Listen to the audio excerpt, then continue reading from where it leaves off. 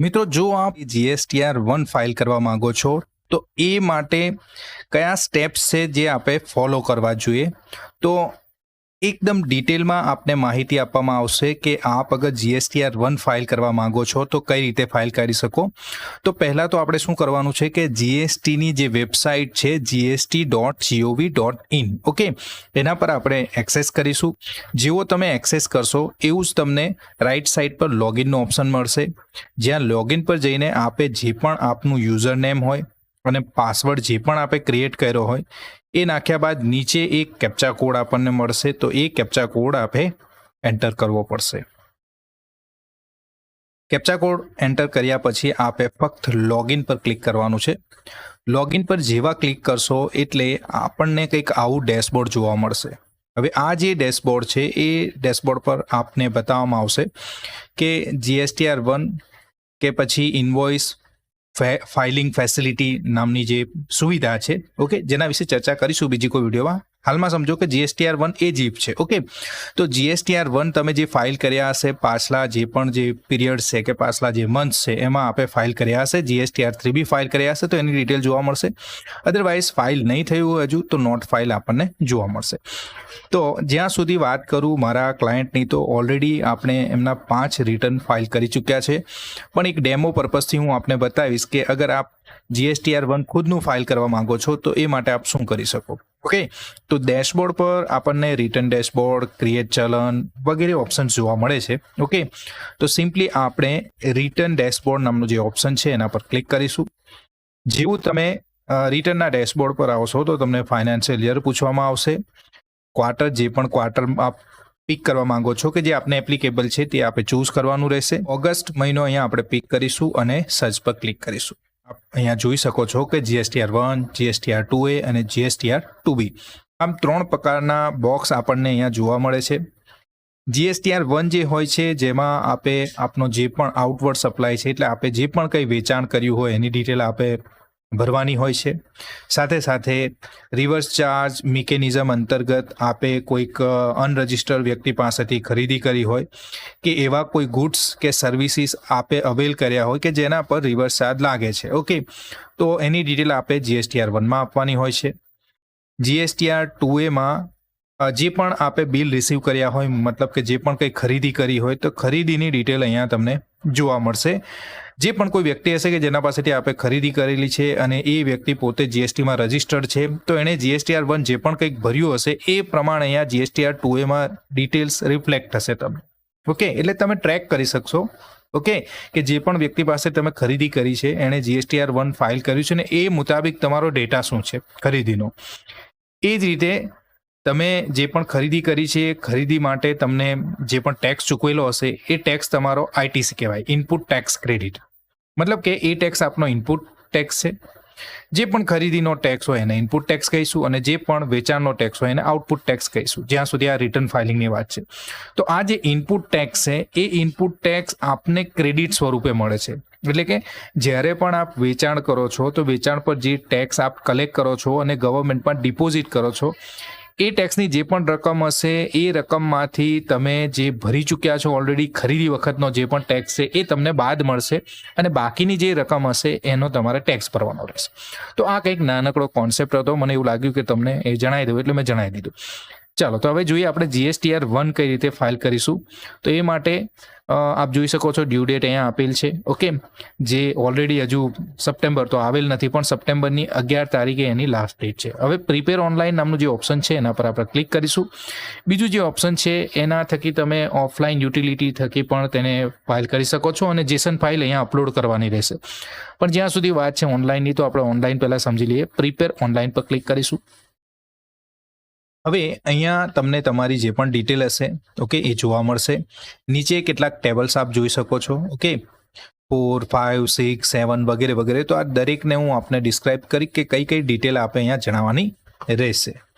અચ્છા, GSTR1 આપ નીલ file કરવા માંગો છો તો આ જે ઓપ્શન છે એ ઓપ્શન ક્લિક કરવાનું રહેશે અને પછી સબમિટ કરવાનું રહેશે. પણ આપણે નીલ ફાઇલ કરવાનું નથી તો એ કિસ્સામાં આ ઓપ્શન છે એને ડિસેબલ રાખીશું.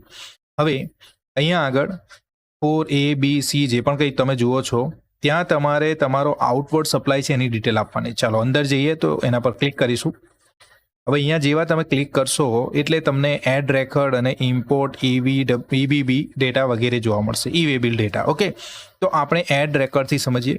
એડ રેકર્ડ પર ક્લિક કરીશું તો અહીંયા આગળ જેટલા પણ બિલ તમે રેઇઝ કર્યા હશે, મીન્સ જે પણ તમે સેલ કર્યું હશે એ માટે તમે જીએસટીનું બિલ રેઇઝ કર્યું હશે તો એની ડિટેલિંગ આપવાની છે. ડીમ્ડ એક્સપોર્ટ એટલે કે એવો સપ્લાય કે જે ESTP કે ESTP કે EOUમાં તમે સપ્લાય કરેલો હોય, મીન્સ એક્સપોર્ટ ઓરિએન્ટેડ કોઈ યુનિટ હોય, કાં તો પછી electronic software technology park, electronic hardware technology park. તો આ એક ઇન્ડસ્ટ્રીયલ ઝોન ડિસાઇડ થયેલો છે. તો એ સ્પેસિફિક ઇન્ડસ્ટ્રીયલ ઝોનમાં જો તમે સપ્લાય કર્યો હોય તો એ ડીમ્ડ એક્સપોર્ટ એટલે કે એક તરફનું એક્સપોર્ટ સમજવામાં આવશે. ઓકે, જો એવો કોઈ સપ્લાય ન કર્યો હોય તો આ ઓપ્શન પર ટીક કરવાની જરૂર નથી, પણ એવો કોઈ સપ્લાય કર્યો હોય તો તમારે આ ડીમ્ડ એક્સપોર્ટ નામનું જે ઓપ્શન છે એના પર ક્લિક કરવાનું રહેશે અને બાકીની ડિટેલ જણાવવાની રહેશે. ચાલો, બીજું જે ઓપ્શન છે જે અહીંયા ડિસેબલ છે ઓલરેડી, કારણ કે અમે જ્યારે રજિસ્ટ્રેશન લીધું આ પર્ટિક્યુલર ક્લાયન્ટનું તે જ વખતે અમે બતાવી દીધેલું કે આ જે વ્યક્તિ છે એ વ્યક્તિ કદી પણ સેજમાં સપ્લાય કરવાનો નથી.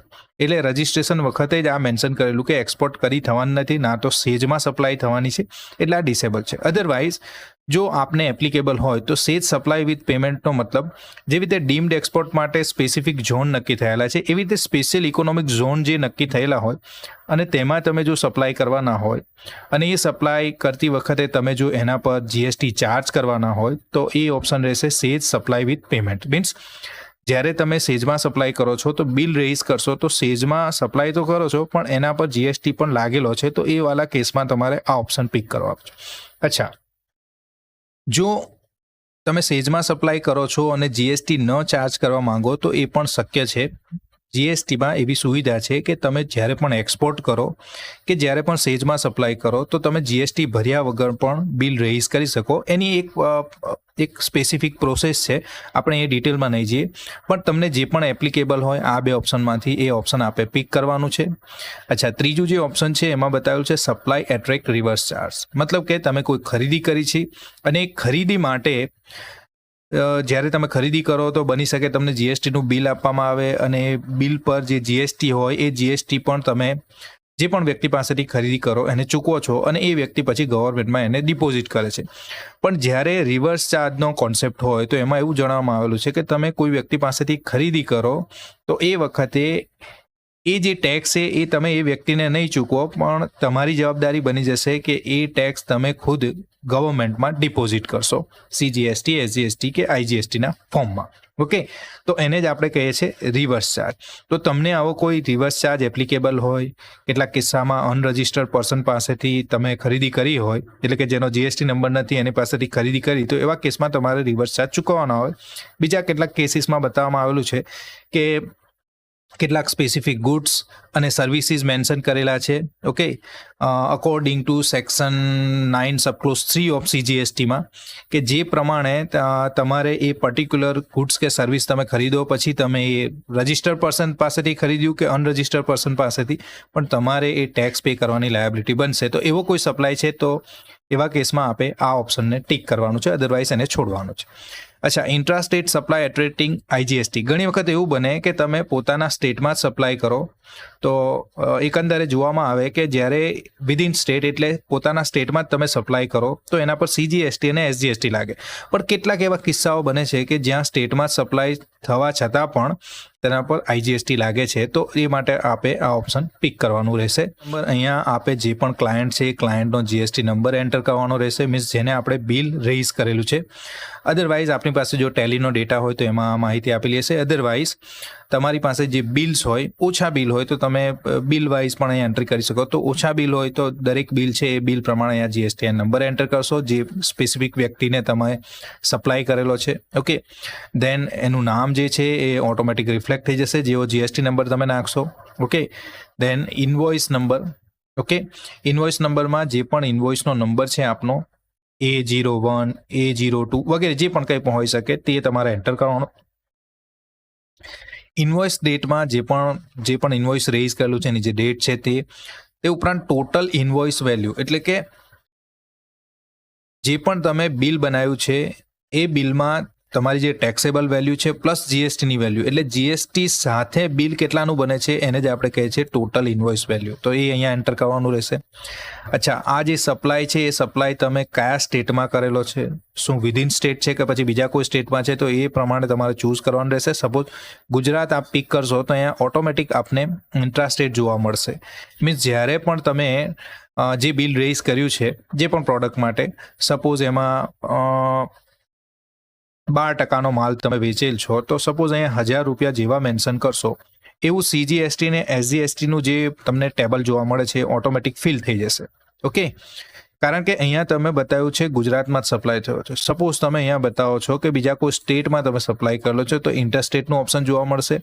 અને સપોઝ અહીંયા 1000 રૂપિયા તમે મેન્શન કરો છો, ટેક્સેબલ સપ્લાય કહીશું, તો 120 રૂપિયા આઈજીએસટીના સ્વરૂપે અહીંયા તમને જોવા મળી જશે. ઓકે, તો એ ડિપેન્ડ કરે છે કે તમે અહીંયા કયું ઓપ્શન ચૂઝ કરો, તો ઇન્ટરસ્ટેટ સપ્લાય છે કે પછી ઇન્ટ્રાસ્ટેટ સપ્લાય છે, એને અનુસરીને આ બાબત એક્ઝિક્યુટ થશે. ઓકે, બાકીની કોઈ ડિટેલ ખાસ અગત્યની નથી, પણ આ જે ટેક્સેબલ વેલ્યુ છે, મીન્સ તમે બિલ રેઇઝ કર્યું છે, બની શકે કે તમે 5 પ્રોડક્ટ વેચી છે, તો 5 પ્રોડક્ટ પર અલગ રેટ હોઈ શકે, તો એ પ્રમાણે તમારે એ પર્ટિક્યુલર પ્રોડક્ટની સ્પેસિફિક વેલ્યુ તમારે ટેક્સેબલ વેલ્યુ બતાવવાની છે. સપોઝ તમે 5% વાળો માલ છે એ 1000 રૂપિયા છે એની કિંમત, અને 12% વાળો માલ છે એની કિંમત છે 2000, તો એ પ્રમાણે ટેક્સનું ક્લાસિફિકેશન ઓટોમેટિક થશે. તમારે જસ્ટ 5%, 6%, 12%, 18% કે 28%, વોટેવર જે પણ એપ્લિકેબલ હોય એ પ્રમાણે તમારે અહીંયા ગુડ્સની કે સર્વિસની જે પણ ટેક્સેબલ વેલ્યુ છે એ મેન્શન કરવાની રહેશે, અને ઓટોમેટિક બાકીનું કેલ્ક્યુલેશન થશે. આટલું થયા બાદ ફક્ત સેવનું ઓપ્શન ક્લિક કરશો એટલે એ જે ડિટેલ છે એ તમને અહીંયા જે નીચે જે ખાલી હમણાં જોવા મળે છે ત્યાં એ રેકોર્ડ એડ થઈ જશે.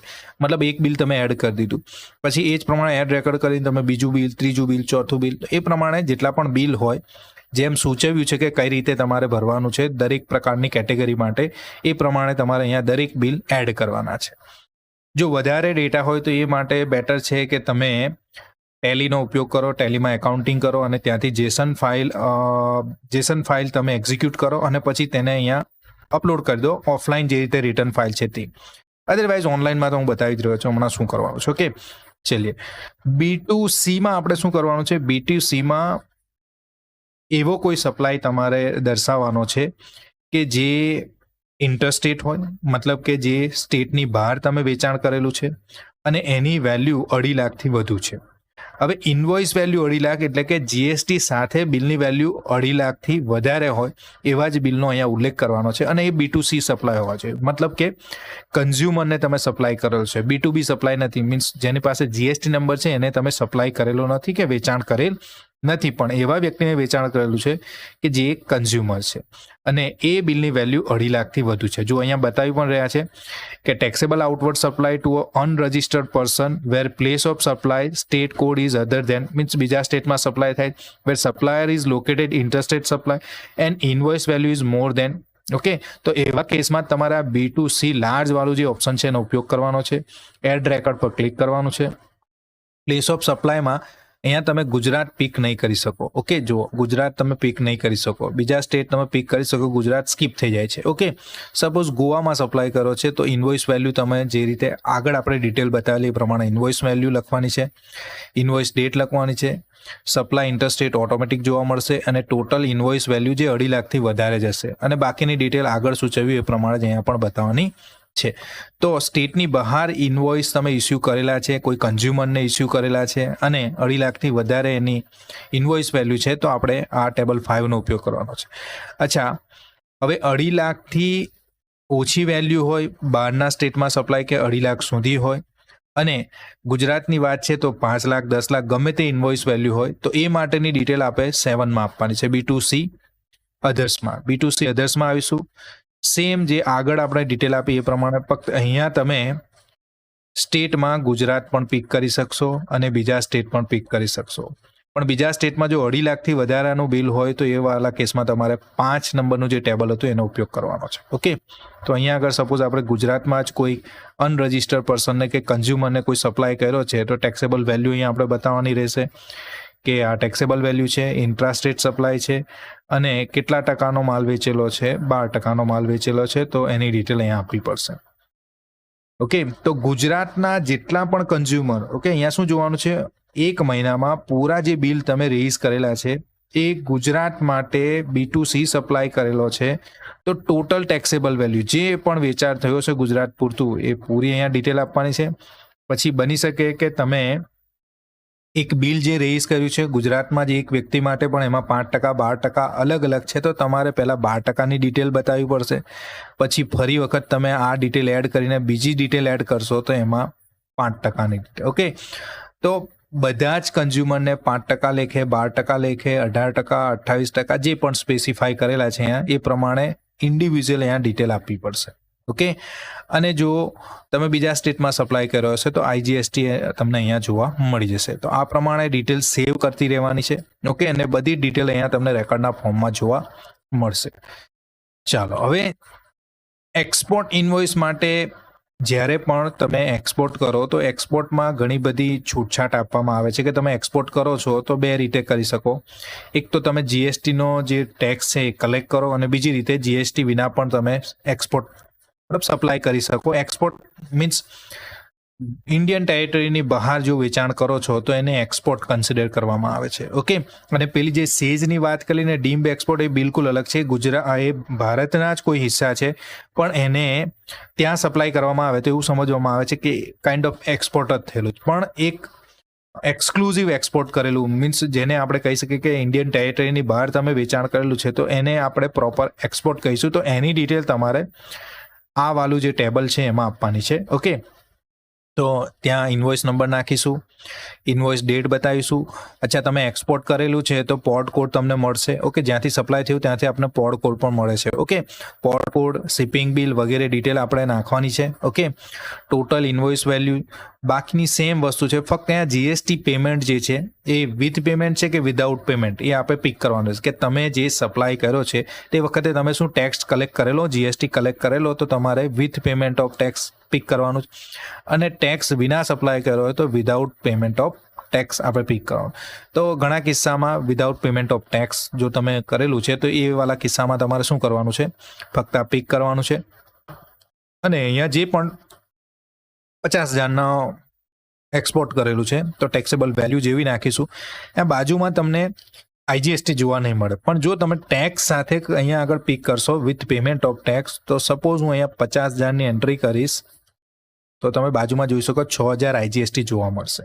ઓકે, હવે અહીંયા એવું છે, કંઈક સુવિધા એવી કરવામાં આવેલી છે કે તમે જો ટેક્સ સાથે પેમેન્ટ કરો છો તો એને રિફંડ પણ મેળવી શકો છો. ઓકે, એની એક પ્રોસેસ છે જે આપણે આ વિડીયોમાં ડિસ્કસ નહીં કરીએ, ફક્ત મારે સમજાવવું હતું કે વિથ પેમેન્ટ અને વિધાઉટ પેમેન્ટ કઈ રીતે એન્ટ્રી કરી શકો. તો આ રીતે એક્સપોર્ટ થયેલો જે પણ ગુડ્સ હશે કે સર્વિસ હશે એની ડિટેલ પણ તમે અહીંયા આપી શકશો. ઓકે, ધેન નીલ રેટેડ સપ્લાય. હવે એવો કોઈ સપ્લાય તમે કરેલો હશે કે જેના પર 0% લાગતા હશે, કાં તો પછી GSTમાં સેક્શન 2 સબક્લોઝ 47 ઓફ CGST ના અકોર્ડિંગ એને એક્ઝેમ્પ્ટ ગુડ્સ કહેવામાં આવેલા હશે કે એક્ઝેમ્પ્ટ સર્વિસ કહેવામાં આવેલા હશે. એવા કોઈ ગુડ્સ કે સર્વિસ સપ્લાય કરાય તો એની ડિટેલ તમારે અહીંયા આપવી પડશે.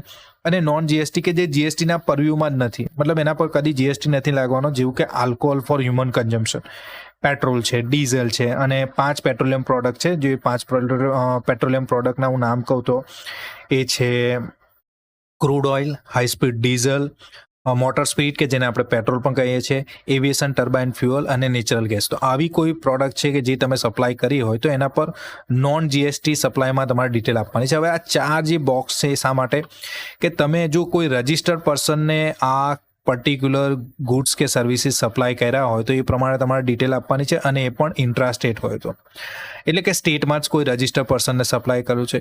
અચ્છા, સ્ટેટમાં જ કોઈ અનરજિસ્ટર્ડ પર્સનને સપ્લાય કર્યું હોય તો બીજા કોલમમાં તમારે ડિટેલ આપવાની છે. સ્ટેટમાં જ તમે સ્ટેટની બહાર તમે કોઈ રજિસ્ટર્ડ પર્સનને સપ્લાય કરેલું છે કે પછી સ્ટેટની બહાર તમે અનરજિસ્ટર્ડ પર્સનને સપ્લાય કરો તો એ પ્રમાણે તમારે અહીંયા ડિટેલ આપવાની રહેશે. અને પૂરા મહિનાની એગ્રીગેટ વેલ્યુ અહીંયા તમારે મેન્શન કરવી પડશે. ચાલો, તો 5 ટેબલ આપણે પૂરા કરેલા છે. પછી છે ક્રેડિટ નોટ અને ડેબિટ નોટ અને રજિસ્ટર્ડ માટે. હવે ક્રેડિટ નોટ ને ડેબિટ નોટ શું છે, તો એક એમ તો ઘણો કોમ્પ્લેક્સ કોન્સેપ્ટ છે, પણ એકદમ સરળ ભાષામાં કહું તો મોટા ભાગે આનો ઉપયોગ ક્યાં થાય, તો જ્યારે પણ તમે કોઈની પાસેથી ખરીદી કરી, અને એ ખરીદેલા માલમાંથી કોઈક માલ ડિફેક્ટિવ છે અને તમે જ્યારે એને રિટર્ન કરો તો એ કિસ્સામાં તમે પોતે ડેબિટ નોટ રેઇઝ કરશો, પણ સામે જે વેચનાર વ્યક્તિ છે એ ક્રેડિટ નોટ રેઇઝ કરશે. ઓકે, અને ક્રેડિટ નોટ રેઇઝ કરીને તમને એવું જણાવશે કે ભાઈ તમારો આટલો જે સ્પેસિફિક માલ છે એ તમે રિટર્ન કરેલો છે અને બદલામાં એ જે અમાઉન્ટ છે એ અમે અમારી પાસે જમા રાખી છે. હવે જ્યારે પણ ફ્યુચરમાં તમે માલ ખરીદશો તો આ જે અમાઉન્ટ છે એને આપણે શું કરી લઈશું, સેટઅપ કરી લઈશું, કારણ કે એ પૈસા અમારા પાસે જમા છે. તો વેચનાર આવા કિસ્સામાં ક્રેડિટ નોટ રેઇઝ કરશે અને ખરીદનાર ડેબિટ નોટ. એકાઉન્ટિંગના પર્સપેક્ટિવથી આવું કંઈક થાય તો તમને જો કોઈ ક્રેડિટ નોટ આપવામાં આવી રહી હોય તો તમારે એની ક્રેડિટ નોટની કે ડેબિટ નોટની એન્ટ્રી અહીંયા કરવાની રહેશે. જસ્ટ તમે પેલી જે એન્ટ્રી આગળ કરેલી એ પ્રમાણે જુઓ, સેમ છે. ઓકે, સેમ આગળ કર્યું એ પ્રમાણે, ફક્ત આ જે હશે એ ડેબિટ નોટ કે ક્રેડિટ નોટ માટેનું, બરાબર, જો અહીંયા સૂચવેલું પણ છે કે રિસિપિયન્ટ GSTN, મતલબ કે તમે કોઈને સપ્લાય કરેલો છે અને એવા કિસ્સામાં એ માલ તમને પાછો મળેલો છે અને બદલામાં તમે ક્રેડિટ નોટ રેઇઝ કરી છે. ઓકે, તો એવા કિસ્સામાં તમે જે પણ માલ રિટર્ન થયો છે એની ટોટલ વેલ્યુ તમારે અહીંયા મેન્શન કરવાની રહેશે, અહીં નીચે બતાવેલો છે. ઓકે, ચાલો 1 by 1 જોઈ લઈએ. તો આ જે પણ છે સ્પેસિફિક જે આગળ સૂચવ્યું એ પ્રમાણે કે ડેબિટ નોટ જે પણ કેટેગરી માટે રેઇઝ થઈ હોય, ક્રેડિટ નોટ, સોરી, તમારા માટે ક્રેડિટ નોટ હશે જો તમે માલ વેચેલો હશે અને પાછો આવ્યો હશે. ઓકે, તો એ કિસ્સામાં તમે જે પણ વ્યક્તિને ક્રેડિટ નોટ રેઇઝ કરી છે એનો GST નંબર, ઓકે, અને જે પણ ક્રેડિટ નોટ રેઇઝ કરી છે તો ક્રેડિટ નોટનો નંબર તમારે અહીંયા મેન્શન કરવાનો રહેશે, ક્રેડિટ નોટની ડેટ મેન્શન કરવાની રહેશે. સાથે સાથે તમારે એ પણ બતાવવાનું કે ક્રેડિટ નોટ છે કે ડેબિટ નોટ. તો ઘણી વખત એવું બને કે તમે સપ્લાય કરો પણ એવા કિસ્સામાં પણ ડેબિટ નોટ તમારે રેઇઝ કરવી પડે. ડેબિટ નોટ કયા કિસ્સામાં કે બની શકે કે એક સ્પેસિફિક મંથમાં GSTનો રેટ બદલાઈ ગયો અને તમે ઓલરેડી તમને પેમેન્ટ થઈ ચૂક્યું, તો એવા કિસ્સામાં તમે ફરીથી બિલ રેઇઝ નહીં કરો પણ તમે એક ક્રેડિટ નોટ રેઇઝ કરશો અને ડેબિટ નોટ રેઇઝ કરશો અને ડેબિટ નોટ રેઇઝ કરીને તમે તમારા ખરીદનારને ડેબિટ નોટ આપશો અને એમ સૂચવશો કે તમારી એક સ્પેસિફિક અમાઉન્ટ અમારે હજુ પણ લેવાની બાકી છે, કારણ કે કોઈક કારણોસર બિલ અમારું ખોટું બની ગયું હતું, ક્યાં તો પછી ટેક્સના રેટમાં ચેન્જ આવ્યો, એ પ્રમાણે અમારી લેણી રકમ બને છે અને તેથી ડેબિટ નોટ રેઇઝ કરીને તમે બતાવો છો કે હવે આગળનું જે પણ ટ્રાન્ઝેક્શન થશે એમાં આ પૈસા બાકી તમારે ઉપર આપવાના રહેશે. ઓકે, તો ડેબિટ નોટ પણ ઘણી વખત GSTR 1માં તમારે બતાવવી પડે. ઓકે, તો એ પ્રમાણે અહીંયા ડિટેલ આપવાની છે. અચ્છા, નોટની વેલ્યુ એટલે કે તમારી ડેબિટ નોટ કે ક્રેડિટ નોટ રેઇઝ કરી છે એમાં વેલ્યુ કેટલી છે એ તમારે અહીંયા ઇન્સર્ટ કરવાની છે. Okay, taxable value. ઓકે, અચ્છા, નોટ વેલ્યુ છે તો એ કિસ્સામાં તમારે GST સાથેની ડિટેલ આપવી પડશે. ઓકે, એ કિસ્સામાં GST નોટ વેલ્યુ એટલે કે ઇનવોઇસ વેલ્યુ જેવું હતું એ રીતે નોટ વેલ્યુ એટલે કે એમાં જે મતલબ 5,000નો માલ તમારો રિટર્ન થયો છે તો 5,000 પ્લસ GST જે પણ હોય, ઓકે, તો એ તમારે અહીંયા ટોટલ વેલ્યુ લખવાની છે. અને જો ગુજરાતમાં સપ્લાય થયો છે કે ગુજરાતની મીન્સ ઇન્ટ્રાસ્ટેટ છે કે ઇન્ટરસ્ટેટ છે એ માટે આપણે સ્ટેટ પણ પિક કરવું પડશે કે જેથી એની વેલ્યુ આપણને પ્રોપરલી અહીંયા મળી રહે.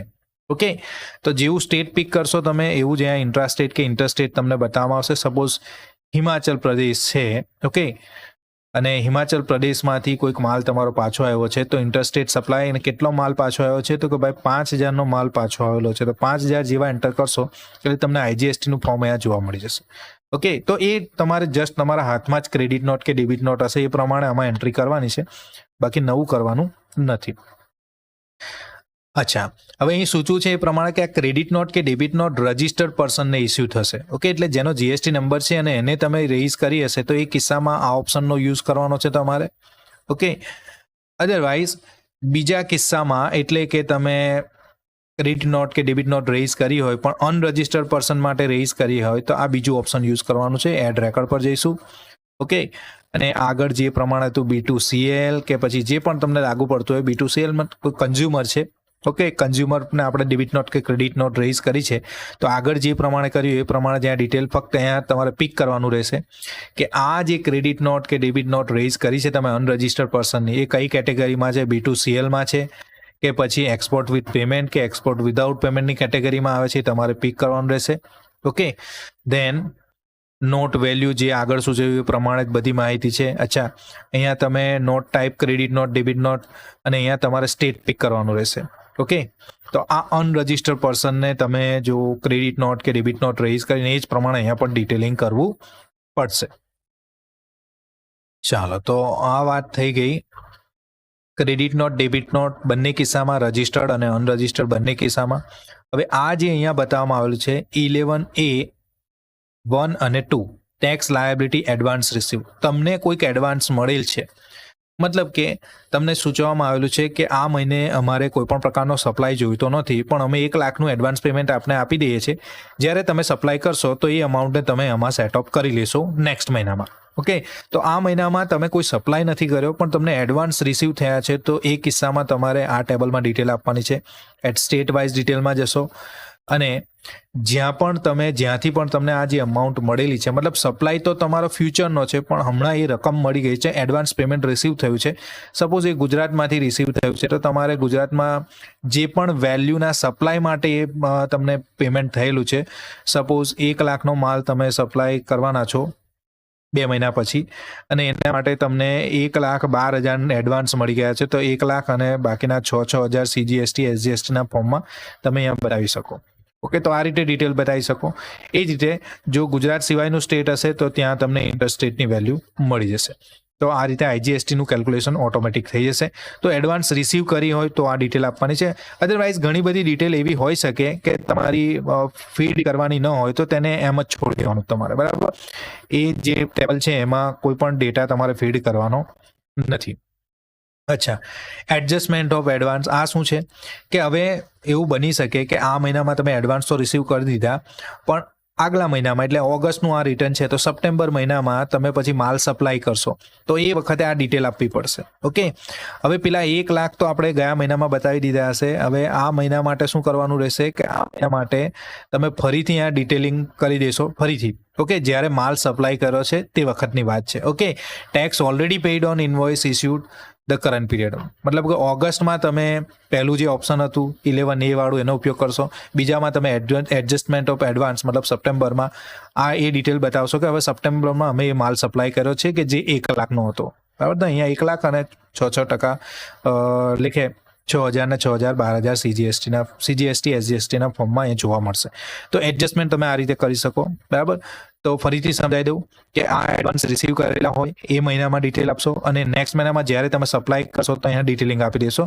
તેથી GST ડિપાર્ટમેન્ટને ખબર પડશે કે ભાઈ આ એડવાન્સ હતું અને આ એનો સપ્લાય હતો. ઓકે, હવે HSN વાઇઝ ડિટેલ આપવી પડશે તમારે.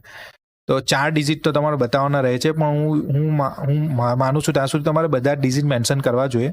ઓકે, અને અહીંયા HSN નંબર આપશો અને જે પણ પ્રોડક્ટ છે, ધારો કે તમે 100 પ્રકારની પ્રોડક્ટ વેચો છે તો બની શકે કે દરેકનો HSN નંબર અલગ હોય, તો તમારે HSN નંબર અહીંયા મેન્શન કરવાનો રહેશે. ઓકે, એની કેટલી ક્વોન્ટિટી, એની ક્વોન્ટિટીના જે આપણે કહીએ ને કે જે યુનિટ શું છે, ગ્રામમાં છે કે લીટરમાં છે વગેરે અહીંયાથી પિક કરશો. અચ્છા, કેટલી ક્વોન્ટિટીમાં તમે બાય કરેલું છે એ બતાવશો તમે અહીંયા. એની ટેક્સેબલ વેલ્યુ કેટલી છે, એ સ્પેસિફિક HSN નંબરવાળી પ્રોડક્ટની ટેક્સેબલ વેલ્યુ કેટલી છે, એના પર CGST અને SGST ઓટોમેટિક રિફ્લેક્ટ થશે જેવું તમે અહીંયાથી પિક કરશો સ્ટેટ વગેરે. ઓકે, તો અચ્છા, અહીંયા સ્ટેટની મેટર નથી, HSN નંબર પિક કરશો.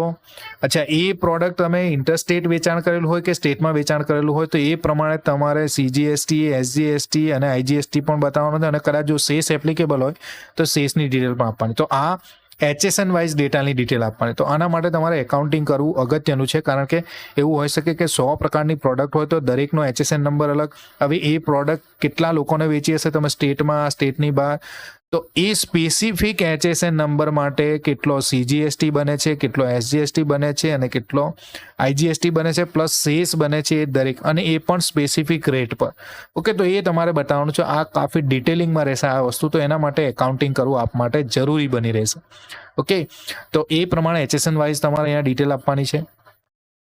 લાસ્ટ જે ઓપ્શન છે એમાં જેટલા પણ ડોક્યુમેન્ટ તમે ઇસ્યુ કરેલા હોય, પછી એ હોઈ શકે તમારું invoice, tax invoice, credit note, debit note, એ સાથે તમે અહીંયા જોઈ શકો રિવાઇઝ ઇન્વોઇસ હોય, રિસીપ્ટ વાઉચર હોય, પેમેન્ટ વાઉચર હોય, તો એ દરેકની ડિટેલ તમારે અહીંયા આપવાની રહેશે. ફક્ત તમે ઇન્વોઇસ જ રેઇઝ કરેલા હોય તો એ કિસ્સામાં એડ ડોક્યુમેન્ટ કરવાનું છે. આ મહિનામાં કેટલા ઇન્વોઇસ ઇસ્યુ કરેલા છે, 1થી લઈને 20 ઇસ્યુ કરેલા છે, તો 1થી 20 બતાવશો. ટોટલ નંબર કેટલા થયા, ટોટલ નંબર 20 થશે. અને જો એમાંથી કોઈ પણ ઇન્વોઇસ કેન્સલ ન થયું તો અહીંયા 0 બતાવવાનું છે. બસ આ ડિટેલ આ રીતે એડ કરવાની છે અને અહીંયા સેવ કરી લેવાનું. ઓકે, તો એ રીતે દરેક તમારા જે પણ ડોક્યુમેન્ટ તમે ઇસ્યુ કરેલા હશે આપ જોઈ શકો છો એ પ્રમાણે દરેક ડોક્યુમેન્ટની ડિટેલ તમારે અહીંયા આપવાની રહેશે. તો આ પ્રમાણે જે બધા જ ટેબલ છે, ઓવરઓલ જોવા જઈએ તો 11 ટેબલ છે એ તમારે ફીડ કરવાના છે. જો એપ્લિકેબલ ન હોય તો ફીડ કરવાના નથી. અચ્છા, ગયા મહિનામાં તમે કોઈ રિટર્ન ભરેલું અને એમાં GSTR1માં કોઈ ગરબડ થઈ હતી ને એનો સુધારો કરવો છે તો તમે અહીંયાથી કરી શકો. સપોઝ ગયા મહિને કોઈક બિલ હતું કે જેમાં તમે ઇન્વોઇસમાં જે ડિટેલિંગ કરેલું GSTR1માં એ ખોટું થઈ ગયેલું, તો ફક્ત તમારે ફાઇનાન્શિયલ યર પિક કરવાનું છે ને ઇન્વોઇસ નંબર જેવો એન્ટર કરશો એટલે એ પાછલું ઇન્વોઇસ છે તે અહીંયા રિફ્લેક્ટ થઈ જશે અને એમાં જે પણ ડિટેલ સુધારવા માંગો છો એ સુધરી જશે. તો આ રીતે પાછલા કોઈ બિલ હોય એને તમે એમેન્ડ કરવા માંગો તો એમેન્ડ કરી શકો. અને ફક્ત ટેક્સ ઇન્વોઇસ નહીં, B2C ડેટા હોય, બની શકે એક્સપોર્ટના કોઈક તમે ટેક્સ ઇન્વોઇસ રેઝ કરેલા હોય કે કોઈ એમેન્ડમેન્ટ બીજા કોઈ હોય, અહીંયા જોઈ શકો છો એ પ્રમાણે ક્રેડિટ નોટ ડેબિટ નોટમાં પણ સુધારો કરી શકો. ઓકે, પણ આપણે આગ્રહ રાખવો કે આવી કોઈ ભૂલ ન થાય, કારણ કે આ ઝંઝટમાં પડવું બહુ મુસીબતવાળું છે. ઓકે, આટલું કર્યા પછી તમારે ફક્ત જનરેટ સમરીનો જે ઓપ્શન છે એના પર ક્લિક કરવાની છે, જેથી જે પણ ડિટેલ તમે ફીડ કરી હશે એ અહીંયા રિફ્લેક્ટ થઈ જશે. કંઈક મીન્સ અસ્તવ્યસ્ત નહીં રહે, એક ઓર્ગેનાઇઝ મેનરમાં તમને બતાવી દેશે કે કેટલા રેકોર્ડ તમે ફીડ કરેલા છે વગેરે વગેરે. ઓકે, અને તમે પોતે રિટર્ન ફાઇલિંગ માટે એને સબમિટ કરવા માટે પણ તૈયાર થશો એવું સૂચવશે. ઓકે, આટલું કર્યા પછી જનરેટ સમરી કરવાની છે. ત્યારબાદ આ જે ઓપ્શન છે એને રિફ્રેશ કરશો.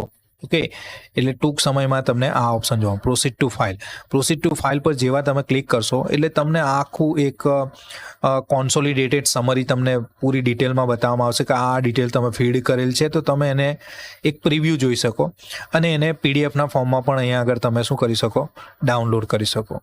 પણ આ પીરિયડ માટે હજુ આપણે રિટર્ન ભરવાનું નથી. અધરવાઇઝ આ ફાઇલ સ્ટેટમેન્ટવાળું જે ઓપ્શન છે એ પણ એનેબલ થઈ જશે અને જેવું તેના પર ક્લિક કરશો એટલે તમને ઓપ્શન પૂછવામાં આવશે કે રિટર્ન સબમિટ કરવા માંગો છો. ઓકે, તો સબમિટ કરવા માંગશો તો સબમિટ રિટર્ન કાં તો પછી ફાઇલ રિટર્ન નામનું ઓપ્શન મળશે અને પછી આધાર OTPથી તમે પોતાનું જે રિટર્ન છે એ સબમિટ કરી શકશો. તો આ રીતે તમે તમારું જે GSTR1 છે એને સબમિટ કરી શકશો.